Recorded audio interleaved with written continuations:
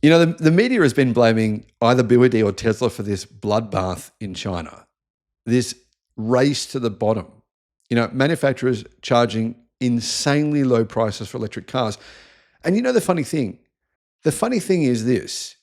The media have never once pointed out the fact that Toyota has undercut BYD and Tesla now for, I don't know, the last 2 years. Look at the price of Toyota's EVs in China. It's always cheaper than BYD. It's always cheaper than Tesla. It's always cheaper than XPeng. They undercut both, or I mean, basically every major Chinese electric car company, but their cars still don't really sell very well. This new EV is a perfect example of this bloodbath that, to be honest, Toyota themselves are creating this race to the bottom, this situation where, well, consumers will benefit, but automakers, they're putting themselves in a very, very dangerous and very risky position by doing this.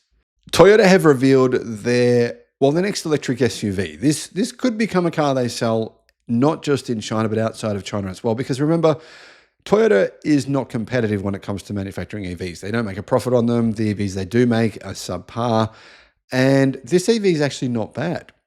And the reason for that is probably because it's made by Toyota's joint venture partner, GAC. And it uses a combination of GAC and BYD technology. Hello, my friends. Welcome to the channel. I'm Sam Evans. You're watching the Electric Viking. The Toyota bZ3X EV has been revealed with 620 kilometers of CLTC range, so about 520 kilometers of WLTP range. And it's very, very, very cheap.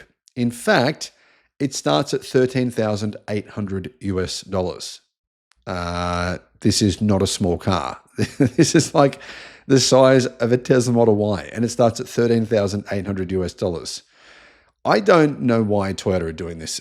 To me, it's maybe too cheap. I think it's kind of ruining the Toyota brand. It's like Toyota are saying, we're so desperate for sales, we're going to sell these to you way below our cost to manufacture them. There is no way you can manufacture a car this size and pay all your marketing costs and your dealership teams and everyone else, your engineers, and then charge $13,800. It just doesn't add up.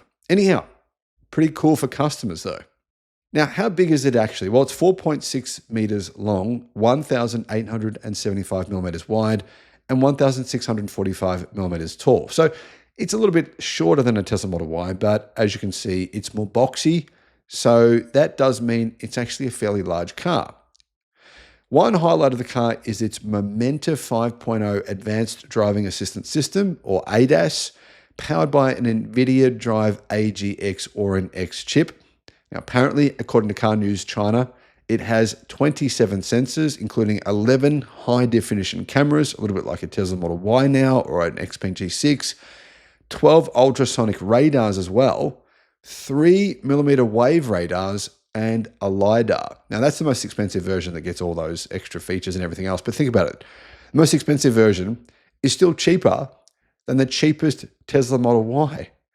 It's $27,500 US for that version, which comes with basically, 27 sensors, 11 high-definition cameras, 12 ultrasonic radars, 3mm wave radars, and LiDAR. Unbelievable. Now, how well does their full self-driving system actually work? No idea. I wouldn't assume that well, but you never know. Maybe it's good. The ADAS, Toyota says, does not rely on a map and supports 25 capabilities, including a pre-collision system, blind spot monitoring, remote parking, an emergency driving stop system, traffic light assist, lane departure assist, and lane change assist. I actually think this car looks pretty good. I'm kind of a fan of it. Looks nice. So the batteries, I believe, come from BYD. It looks like they are lithium iron phosphate batteries from BYD. And it also appears to have a BYD motor. It's a 150 kilowatt, 201 horsepower motor. I think that's the same motor in the BYD Atto 3. The LFP batteries, what size are they? Well, the smallest one is 50 kilowatt hour battery. So that's your $13,000 EV, 50 kilowatt hour battery. That's like nearly 4 Tesla Powerwalls for less than $13,000. It's amazing.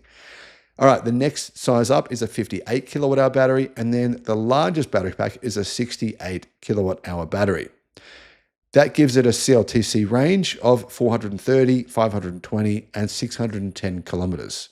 You can remove about 100 kilometers of range if you want to get a figure for WLTP. So you're looking at 330, 420, and about 510 kilometers WLTP.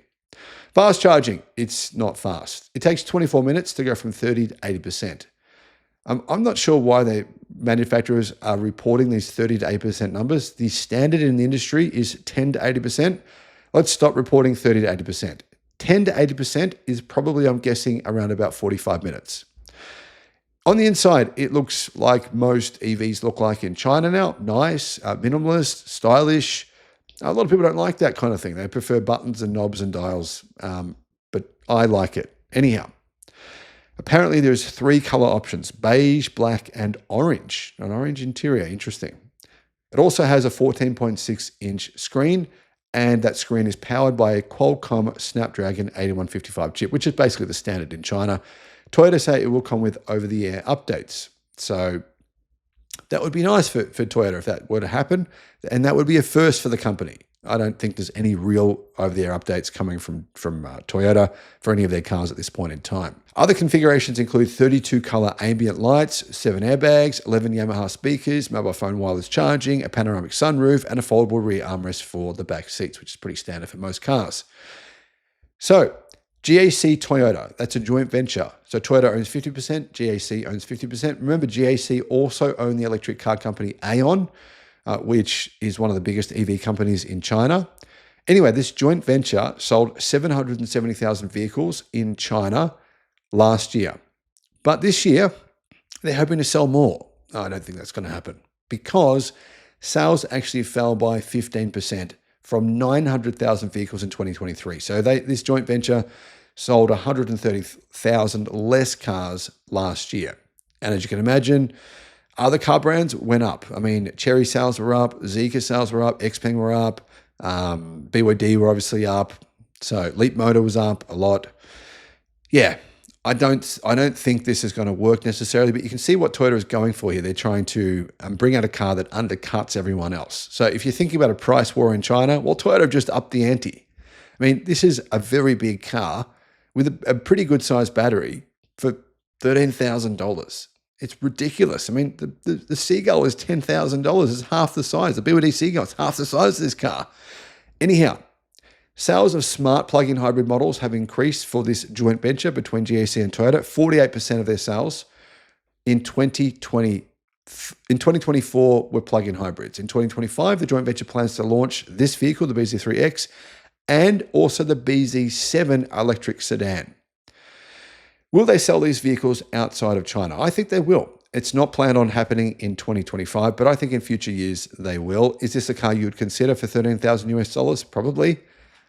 What it's going to be priced outside of China? Probably triple that, I think. Maybe more than triple. That doesn't make sense, does it? If Toyota was to sell these cars outside of China at these prices, wow. I mean, the company would be in pole position. They'd be able to fend off BYD's, the likelihood of BYD taking over Toyota within a few years' time as the biggest car manufacturer in the world. But I don't see that happening. What are your thoughts? Let me know in the comments.